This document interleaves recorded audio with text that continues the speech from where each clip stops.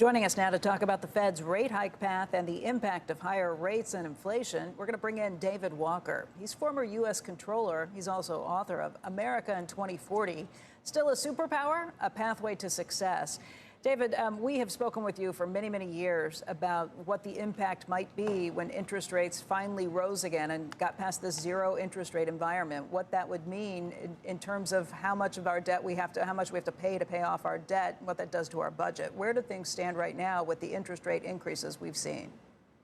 Well, Becky, first, thanks for the opportunity to be back with you. We now have excess inflation, rising interest rates. The Fed has got to combat inflation. It's the one that has the primary responsibility there. One of its major tools is to raise its interest rates. But what that does, it ends up having a ripple effect on what the federal government ends up having to pay to service its debt. The fact of the matter is that the rate increases that have already occurred will result in hundreds of billions of dollars in additional annual interest expense for the federal government. And what do we get for interest? Nothing. And so we have a huge fiscal imbalance. It's become exacerbated because of the Fed's action. But again, the Fed's first and foremost responsibility would be to fight inflation. And frankly, its mission needs to be revised, in my view. Revised how? You're not opposed to the Fed raising interest rates right now to fight inflation, but what do you think just in terms of how their mission should be focused? Well, right now they have three missions. Number one, to maintain stable prices. Number two, to promote economic growth. Those make sense, but in that order, because they have the primary responsibility with the first. They can help with the second, but obviously Congress and fiscal policy has something to do with that. The third is unemployment. They should have nothing to do with unemployment. We have twice as many jobs today available as we have people looking for jobs. Unemployment is affected much more by education policy, immigration policy, welfare policy. The Fed has nothing to do with that. So we should get them out of that business. And we also have to recognize that for the Fed to be able to ultimately accomplish its objective, the Congress has to get control of its finances. And the only way we're going to get control of its finances is a constitutional amendment that will stabilize debt to GDP at a reasonable and sustainable level. And that's what HCR 101 in the House and the soon to be introduced companion legislation in the Senate are designed to do. How would it work? Because it sounds like a good idea, but I would worry if there was little flexibility for the Fed in periods of crisis. I mean, we needed the Fed to step in when COVID basically shut down the entire economy.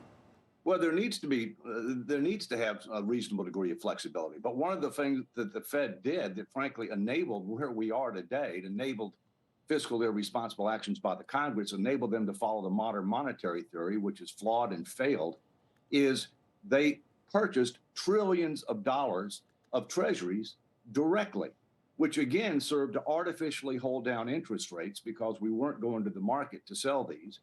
And now they're going to have to unwind that over time, which is going to result in additional pressures to keep interest rates higher.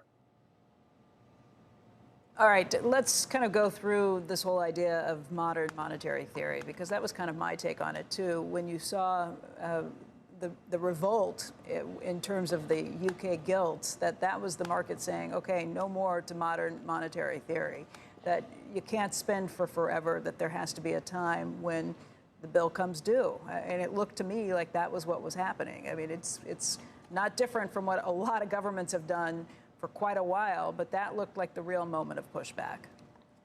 Well, as you know, Becky, the theory is deficits and debt don't matter as long as you can borrow in your own reserve currency, unless and until you have excess inflation. The problem with that is that A, it's contrary to history, contrary to long-established economic principles, based on a flawed comparison to Japan. And guess what? We have excess inflation. But that theory was promulgated by the progressives. It was followed by the progressives. And it is that, along with our dramatic change in energy policy, are the two primary reasons why we have excess inflation today. Too much spending, and we are no longer energy independent, which has to change. David, what kind of reception does this get in Congress? Because, for a long time, both parties have been willing to push deficits to new highs. Well, first, there's virtually universal agreement that our financial situation, fiscal outlook is unsustainable. We've got the Treasury Department, the OMB, the Fed, the GAO, which I used to head, the CBO, all say that we're on an improved and unsustainable fiscal path, which has only gotten worse. We also face the exhaustion of the trust funds for Social Security and Medicare in 2034 and 2028, respectively. That's likely to come sooner because of recent economic conditions. Universal agreement that you're not going to get 2/3 of the House and 2/3 of the Senate, no matter what happens in the election, to agree on a proposed constitutional amendment that would stabilize debt to GDP at a reasonable, sustainable level. Therefore, we've got to go to Plan B. Plan B is a state-led convention of states to propose an amendment that will be citizen ratified. And that's what HCR 101 is all about. A soon-to-be introduced companion piece of legislation in the Senate will be about the same thing. If we don't do that, our economic future, our national security, and our domestic tranquility is at threat. David, thank you for joining us. It's been a long time since we've had conversations like this, but we appreciate you bringing it to us, to our attention, and we will have to discuss it more as interest rates continue to climb. Yes, and take a look today in the Hill. There's going to be something about how we're not following constitutional principles as well. And just having seen Hamilton last night, it was timely.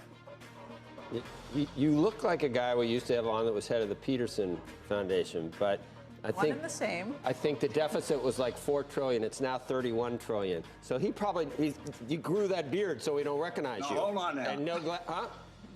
So keep in mind, it's deficit and debt. I mean the debt. That's what I meant. The debt was $4 trillion when you took over. Now it's $31 trillion. So I guess I don't know. Well, actually, the numbers are off, but you're right. The numbers are off, but you're right. Things have been out of control since I hadn't been there. But I'm trying to fight that. It's unbelievable. No one could have. It's like a inexorable force. It's impossible.